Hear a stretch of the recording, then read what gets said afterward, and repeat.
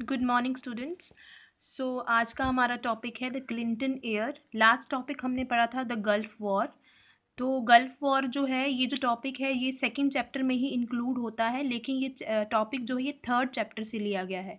जो भी मैं आपको दो टॉपिक पढ़ाऊंगी आज, the Clinton air and the 9/11 attack, ये दोनों टॉपिक आपको आपके एनसीईआरटी के थर्ड चैप्टर में मिलेंगे, तो आप वहाँ से भी कर सकते हो।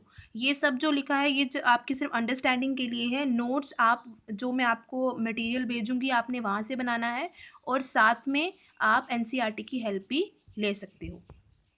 क्लिंटन ईयर क्या था, आपने देखा जो लास्ट गल्फ वॉर हुई in the unipolar world means कि यूएस की हम देख रहे हैं, उसकी हेजमनी, उसकी डोमिनेंस देख रहे हैं।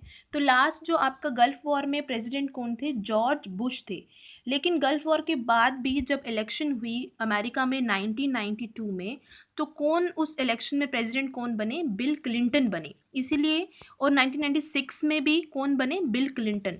इसीलिए इस ईयर को हम जो है यहाँ पे लिखा हुआ है 1992 एंड इन अगेन 1996 मीन्स 8 साल जो है जो क्लिंटन ने जो है वो प्रेसिडेंट रहा वो यूएसए के, और वो डेमोक्रेटिक पार्टी से थे। क्लिंटन जो था उसका मेन फोकस क्या था, वो डेमोक्रेटिक इश्यूज। ओके, क्लिंटन का जो मेन फोकस क्या था कि वो डेमोक्रेटिक इश्यूज पे ज़्यादा बात करता था, ना कि फॉरेन पॉलिसी के इशू में। तो ड्यूरिंग द क्लिंटन ईयर क्या था, USA had the withdraw into its internal affairs and were not fully engage in the world politics. Clinton year में पूरी तरह से यूएसए जो था वो अपने इंटरनल अफेयर्स में ज़्यादा वो फोकस कर रहा था। डेमोक्रेसी होनी चाहिए वहाँ पे, जो इंटरनल मैटर्स हैं उनको वो कर रहा था। मीन्स कि वो सॉफ्ट इश्यूज पे, लाइक डेमोक्रेसी सॉफ्ट इशू होता है जो विद इन द कंट्री, जैसे इकॉनमी की बात होगी, with in the country democracy की बात होगी, एम्प्लॉयमेंट की बात होगी, तो वो सॉफ्ट इशू पे जो है ज़्यादा उसने फोकस किया, रादर देन कि हार्ड पॉलिटिक्स मीन्स कि military power, security, international relation, foreign policy में उसने ज़्यादा इतना फोकस नहीं किया। क्लिंटन ने, जो क्लिंटन गवर्नमेंट थी वो अपनी कंट्री के अंदर ही जो थी उसकी ज़्यादा इश्यूज़ पे वो फोकस कर रही थी। 19 लेकिन उसके बाद जब ये देखा गया कि सिर्फ ऐसा नहीं था कि क्लिंटन जो था वो सिर्फ इंटरनल में जो है वो अपनी फोकस कर रहा था, लेकिन क्या था कि जो यूएसए में क्या होता है कि कोई भी प्रेसिडेंट जो है वो 8 साल से ज़्यादा नहीं रह सकता। मीन्स कि वो सिर्फ 2 बार ही प्रेसिडेंट बन सकता है कॉन्टिन्यूसली। तो 99 में क्या किया, क्लिंटन ने एक जो था वो एक हार्ड पॉलिटिक्स मीन्स कि उसने फॉरेन पॉलिसी को भी देखा।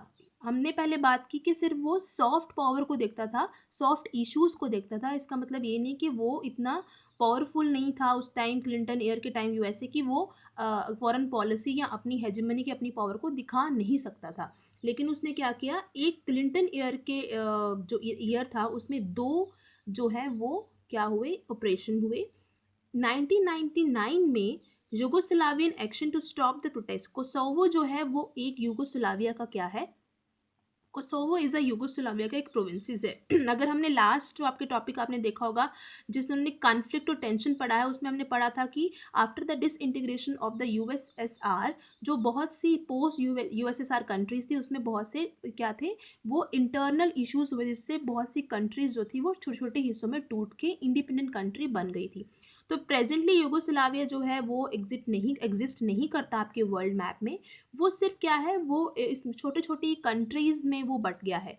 तो कोसोवो जो है वो एक सर्बिया जो पार्ट है यूगोस्लाविया का, उससे कंट्री बनी, उसका एक प्रोविंस था। वहाँ पे जो अल्बेनियन पॉपुलेशन वहाँ पे रहती थी, वो पॉपुलेशन जो थी वो ज़्यादातर फोकस कर रही थी कि हमें इंडिपेंडेंट होना है।